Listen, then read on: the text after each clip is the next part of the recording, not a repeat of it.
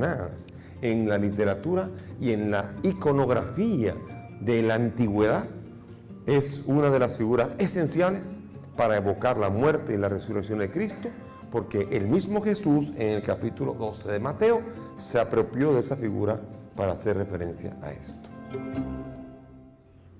Bien, Jonás forma parte también de esa liturgia bautismal, en donde se recuerda a Jonás en los 3 días en la ballena, así para recordar a Jesús que murió y resucitó, y recordar que el bautizado está muerto en Cristo y en Cristo resucitado. Entonces, hay también 2 grandes paralelismos entre Jonás y Jesús, interesantes. Uno de ellos, de esos paralelismos, estos paralelos, es el de la barca en la tormenta. La tormenta. Barca, tormenta. Los dos van a pasar esa misma realidad.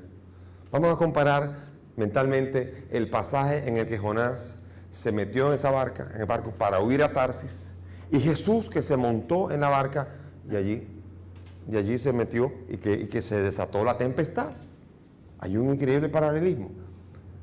En ambos, primero que nada, se montaron uno en la barca y el otro se montó en el barco para ir en ambos se alzó la tormenta.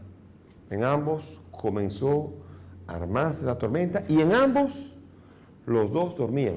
Jonás estaba durmiendo y Jesús estaba durmiendo. Ambos fueron despertados. El capitán del barco le dijo a Jonás: hey, ¿qué haces tú aquí que no estás rezando a tu Dios? Y los discípulos que le dijeron a Jesús: maestro, ¿no te importa que muramos? Los dos despiertan. Después de esto, entonces, hay una diferencia aquí grande. A uno que hicieron, lo tiraron al mar. Y al otro, ¿qué pasó? Ordenó. O sea, es diferente. Parecidos, pero no son lo mismo. A uno por pecador lo jondearon y al otro, que es el Señor, ese mandó. Y en ambos, ¿qué vino? Sobrevino una calma. Uno por una razón y otro por otra. Pero es impresionante el paralelismo que ocurre en esto. Y después de esto dice que los marineros se llenaron de temor y rezaron. Y los discípulos se maravillaron y temieron y dijeron: ¿quién es este que manda a los vientos a que se calmen? Paralelismo extraordinario. Y otro de los grandes paralelismos que hay, también vamos a encontrar nosotros en el hijo pródigo. En el hijo pródigo también hay muchos paralelismos en uno y otro. Entonces, el hijo pródigo y Jonás. Vamos a poner Jonás primero. Y aquí el hijo pródigo. Ambos salieron, ambos estaban, uno en Palestina y el otro en la casa de su padre. Salieron ambos. Jonás se fue a Tarsis y el hijo pródigo se fue a una tierra lejana. Vino la crisis. La crisis en Jonás fue con los vientos. Había armado un lío, estaba desobedeciendo a Dios, se le armaron rayos. Pero también al hijo pródigo entró en crisis y le cayeron rayos porque le dio hambre hasta quererse comer la algarroba que le servían a los puercos. En ambos sobrevino la crisis. En Jonás hubo una decisión de retornar a la misión. Y en el hijo pródigo hubo la decisión de retornar a su padre. En ambos hubo ese retorno. Después, en Jonás se cumple la misión y en el hijo pródigo se hace fiesta. Y aquí viene una reacción muy parecida.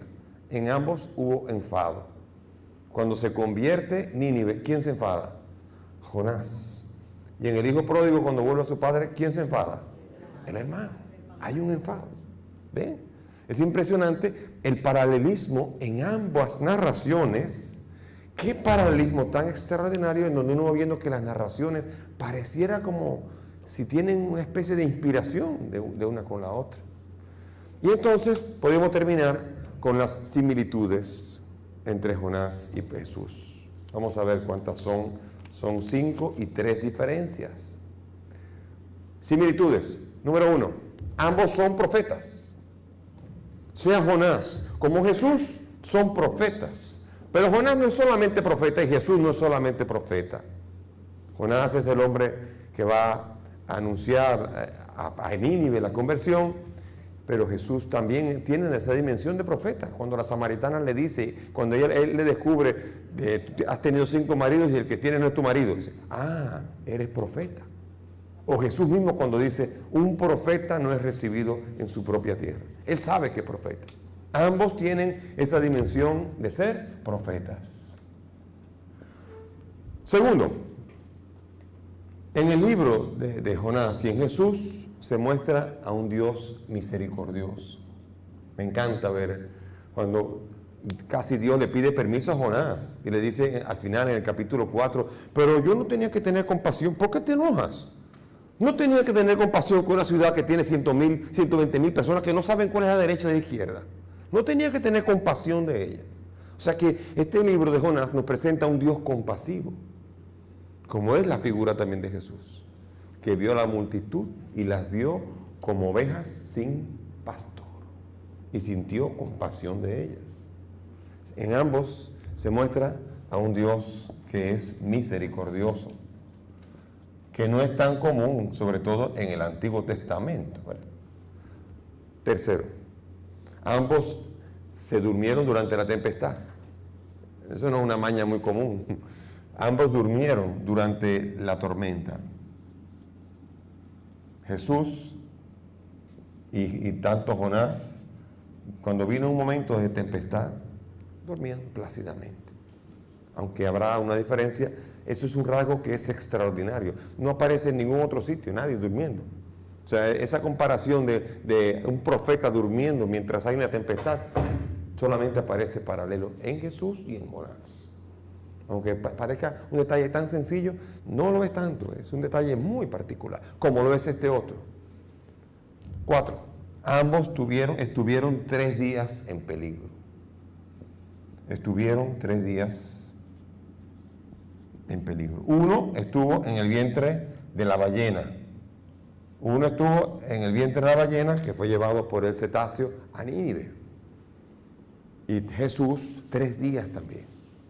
3 días, y no solamente eso, se apropió de ese pasaje para anunciar lo que iba a ser su muerte y su resurrección. Como también se basa no solamente en Jonás, sino en Oseas 6:2, donde dice, y al tercer día nos devolverá la vida. Jonás en el siglo VIII dijo esto. Después el libro de Jonás, Oseas nos dijo eso en el siglo VIII. Jonás nos dice en el siglo III o IV que Jonás estuvo 3 días en el vientre de la ballena, y después entonces Jesús dice, como estuvo Jonás, así estará el Hijo del Hombre. Por eso cuando uno pregunta en el credo, y resucitó al tercer día según las Escrituras, ¿cuáles Escrituras? Oseas y Jonás, que son las Escrituras que preanunciaron que el Jesús, el Mesías, iba a resucitar al tercer día. Después, una quinta y última, ambos exhortaban a hacer penitencia. Cuando Jonás entró en el vientre de la ballena, cuando Jonás entró en Nínive, tenía nada más que un día de camino de incursión en Nínive, anunció hacer penitencia. Haced penitencia porque en 40 días Dios va a destruir a Nínive. O sea que fue un profeta que anunciaba la penitencia y la conversión. Jesús igual. Vemos en los 3 evangelios sinópticos, cuando Jesús comenzó, la primera palabra que dice, conviértanse y hagan penitencia porque ha llegado y está entre ustedes el reino de Dios. Ambos son profetas penitenciales que invitan al pueblo a hacer penitencia. Son 5 rasgos, pero también hay 3 rasgos de grandes diferencias también, porque si bien es cierto que hay similitudes, hay diferencias. ¿Por qué? Porque como Jonás es un profeta presentado como hasta ridículo y hasta contrastante, en eso precisamente se va a diferenciar de Jesús, que es el verdadero. Primera diferencia radical es que el profeta Jonás es desobediente. Dios le pide, ve a Nínive y se va a Tarsis. se niega a hacer la misión. En cambio Jesús es el obediente. Jesús en Hebreos 5, del 8 al 10, dice que él aprendió a ser perfecto en la obediencia. Y dice también en Filipenses 2, 8, que fue obediente hasta la muerte. O sea que hay una radical diferencia que es en la obediencia y desobediencia. Jonás, el desobediente, contrastado con Cristo, el radicalmente obediente. Segundo, Jonás está en contra de la conversión de los malvados. Contra la conversión. ¿Qué pasa? Que cuando se convierten los ninivitas, entonces Jonás se molesta. Cosa extraña, que por eso Dios le pregunta, ¿pero por qué te molesta? Yo sabía que tú eras un Dios bueno y por eso... No es extraño. No es extraño que un profeta haya anunciado la conversión y que cuando se hacen penitencia debería alegrarse. Sin embargo, él se molesta. Cuando Jesús, por el contrario, cuando se convierten, ¿qué dice? Hay más alegría en el cielo por un pecador que se convierte que por 99 justos que no necesitan conversión. Esa es la belleza de que Jesús se alegra con la conversión, porque ese es el corazón de Dios frente al corazón humano, que muchas veces prefiere quedar bien incluso antes que la salvación de los demás. Oigan esto, porque Jonás lo que le molestó fue que quedó mal, porque él lo que anunció no se cumplió, porque se convirtieron. Entonces debería alegrarse y en lugar de esto se molestó. Y tercero y último, cuando los pecadores se arrepienten, Jonás se enoja. No está en contra, se enoja. No está contra la conversión, sino que hay un enojo. Cuando en Jesús, por el contrario, tiene una alegría.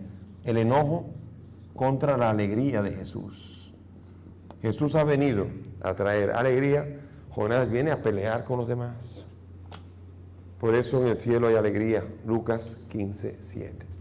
Estos contrastes existen porque el autor está caricaturizando a Jonás. Jonás aparece como alguien que está peleando contra el mismo Dios. Pero aquí la diferencia es que Jesús se ha abierto al mundo entero. La misión de Jesús es para todo el mundo. Jonás quiere que solamente se conviertan ellos, los israelitas. Sigue siendo un israelita impenitente, incapaz de pensar que Dios puede tener misericordia de los demás. Cuando por el contrario Jesús lo que quiere es que ahora la buena noticia se lleve hacia todos los confines de la tierra. Hechos, en el libro de Hechos aparece Jesús diciendo: y ustedes ahora van a ser mis testigos hasta los confines de la tierra. Son dos contrastes, Jonás y Jesús.